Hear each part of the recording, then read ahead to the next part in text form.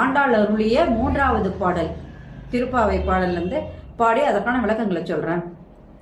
ஓங்கி உலகளந்த உத்தமர்த்தம் பேர் பாடி நாங்கள் நம் பாவிக்கு சாற்று நீர் ஆடினாள் தீங்கின்றி நாடெல்லாம் திங்கள் மும்மாறி பெய்து ஓங்கு பெரும் சென்னலோடு கயலைகளை பூங்குவளை போதில் பொறிவண்டு கண்படுப்ப தேங்காதை புக்கிருந்து சீர்த்த முளை பற்றி வாங்க குடம் நிறைக்கும் வள்ளல் பெரும் பசுக்கள் நீங்காத செல்வம் நிறைந்தேலோ ரெம்பாவாய்.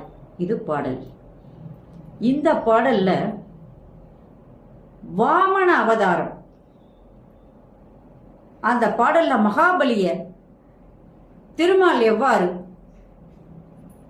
அவனுடைய அழிவுக்கு காரணமாக இருந்தார் என்பதையும், அது மட்டும் இல்லாம அந்த ஆயர்பாடியினுடைய வளங்கள் எப்படிப்பட்டது அப்படிங்கிறத பத்தி அழகாக மிக சிறப்பாக, இதை விட யாருமே சொல்ல முடியாது, அந்த அளவுக்கு அழகாக ஆண்டாள் விவரிச்சு கூறியிருக்காங்க. இதெல்லாம் கேட்கும்போது ஒவ்வொரு விஷயங்களையும் ஒரே அடியில இப்படி இந்த அம்மா சொன்னாங்க அப்படின்னு நமக்கே ஒரு ஆச்சரியமா தான் இருக்கு. அது மட்டும் இல்லாம விஞ்ஞானத்தையும்